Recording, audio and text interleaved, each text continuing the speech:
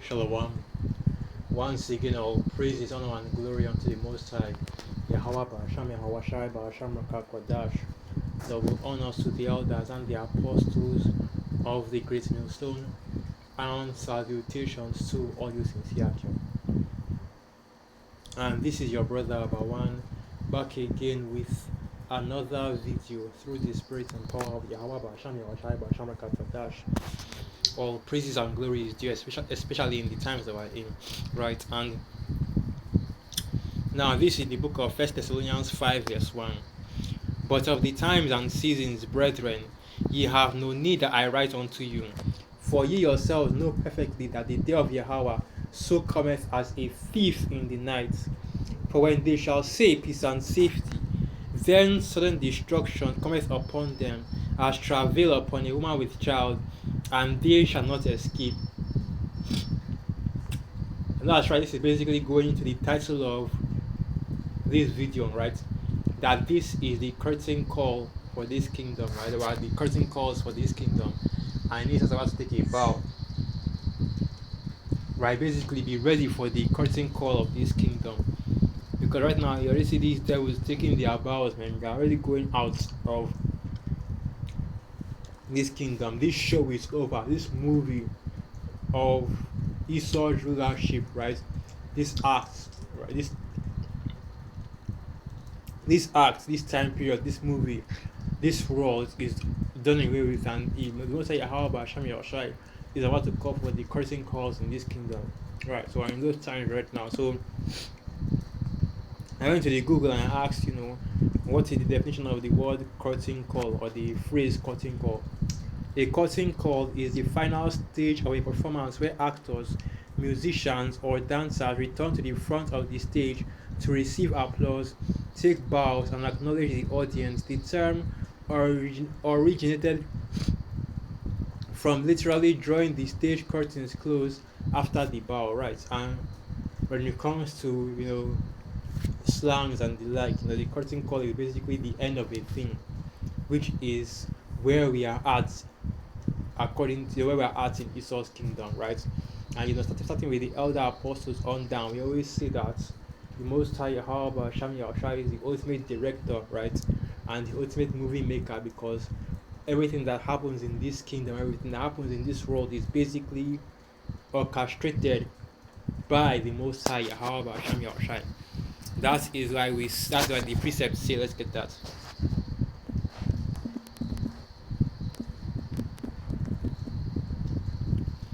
So this is the book of Hebrews 12 verse 1.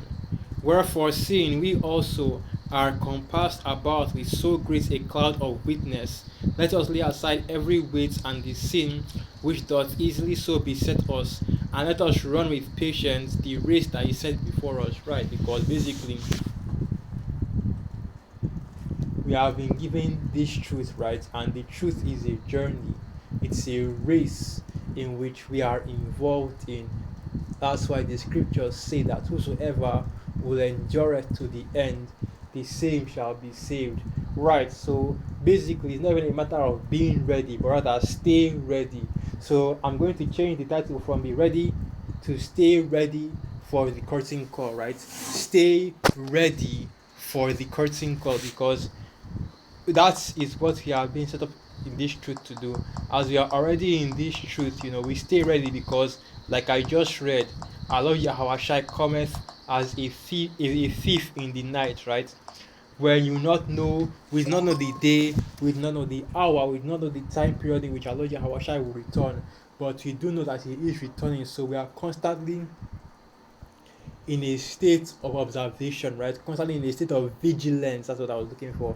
We are in a constant state of vigilance, waiting for the return of our Lord Yahushai and watching for the signs of said return, which is why I am so confident and able to say, right, that that this kingdom is coming to a close. We're at that point in the movie, in the performance, where the actors basically are all coming out lining up in order to do the final bow before the curtain is closed.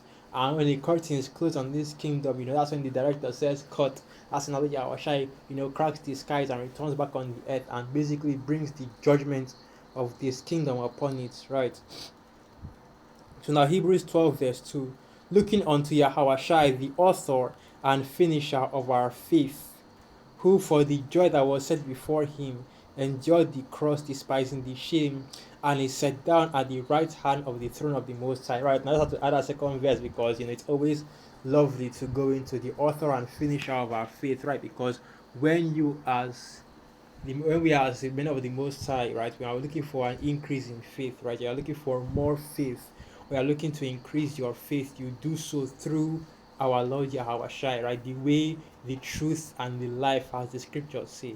And the scriptures also say that no man can go to the Father except through him, right? So he is the author and finisher of our faith, okay?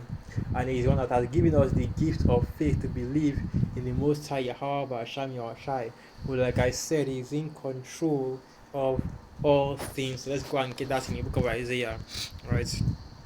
That is Isaiah 46, and I'll start from verse 9. Isaiah 46 verse 9. Remember the former things of old, for I am Yahweh, and there is none else. I am the Most High, and there is none like me, declaring the end from the beginning, and from ancient times the things that are not yet done, saying, my counsel shall stand, and I will do all my pleasure. Right, and the Most High Yahweh, Hashem Yahushai, right, his will, as the scriptures say, his will, okay, through the will of the Most High, right, the world is and continues to be, and through the word of the Most High, Yahweh Hashem Yahushai, right, the earth being within and without, continues till this day, right, waiting for. Let's go. Let me just quickly go to that. Let me quickly go to that. I don't want to butcher that precept. That is Second Peter, the second chapter. So right, this is the book of Second Peter 2. And I'll start from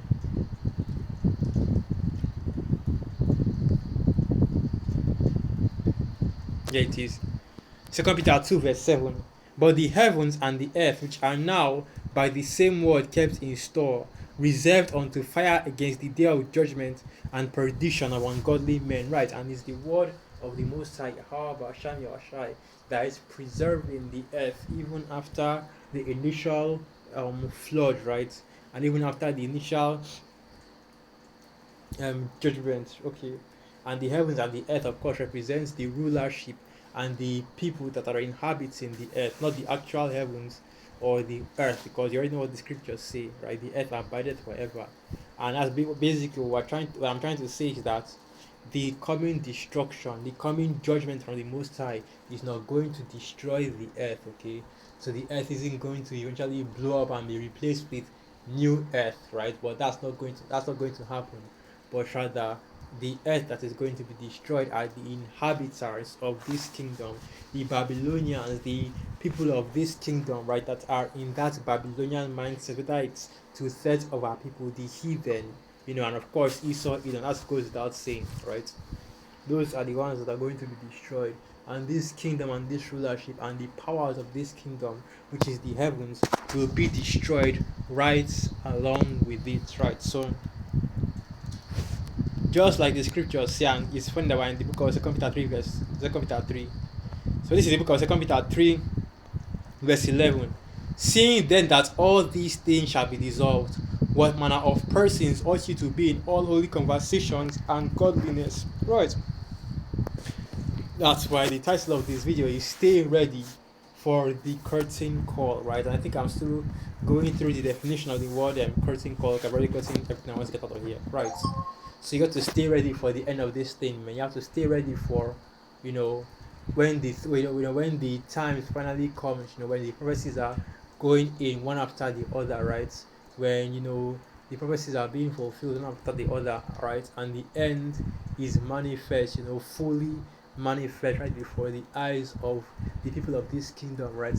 And as soon as Allah Yahweh cracks the clouds, that's the end of this thing, man. That's the end of this kingdom, right? So let me get another quick precept in the book of Ephesians, I believe, right?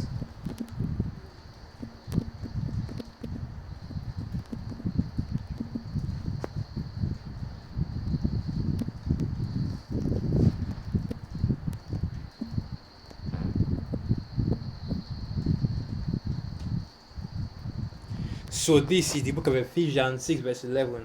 Put on the whole armor of the Most High, Yahweh Hashem Yahweh, that ye may be able to stand against the wiles of the devil.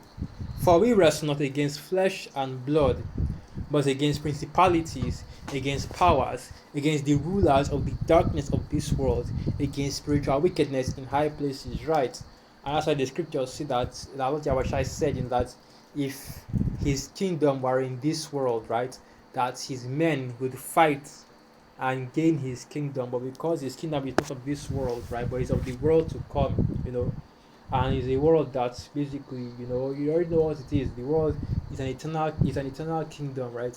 A new heaven and a new earth wherein dwelleth righteousness, right? So we're not, fighting flesh and blood, right? We're not fighting with these carnalities, but rather what we are fighting are the principalities, the spiritual darkness, the rulers of this kingdom, right? Basically, we that are in this truth, because the other spiritual eye, we see the forest through the trees, right?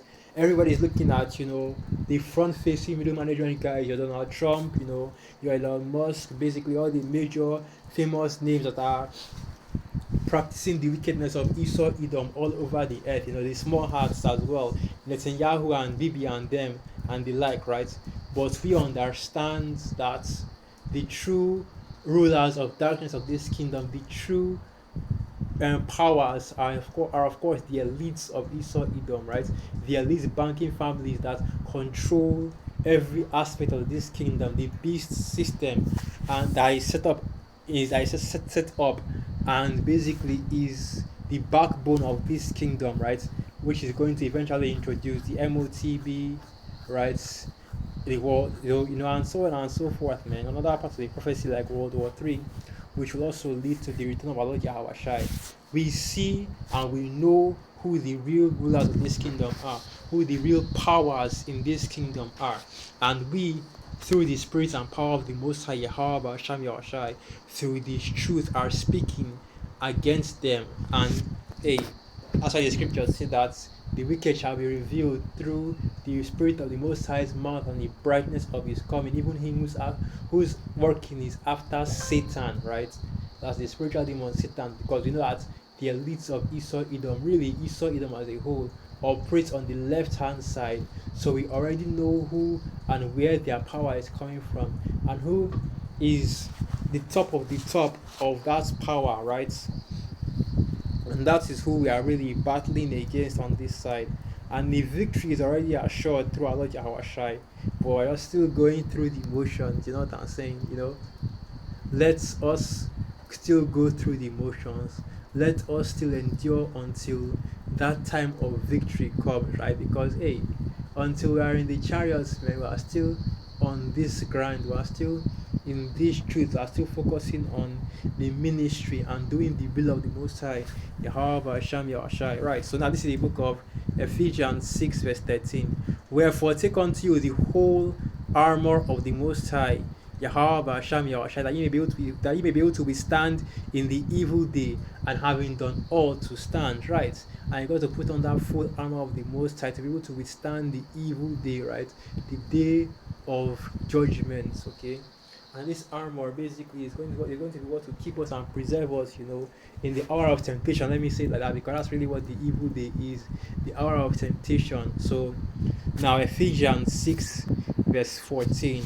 Stand therefore, having your loins girt about with truth, and having the breastplate of righteousness, and your feet shod with the preparation of the gospel of peace. Above all, taking the shield of faith, wherewith ye shall be able to quench the fiery darts of the wicked, and take the helmet of salvation and the sword of the Spirit, which is the word of the Most High, Yahweh Hashem Yahweh, praying always with all prayer and supplication in the Spirit, and watching thereunto with all perseverance and supplication for all saints, right?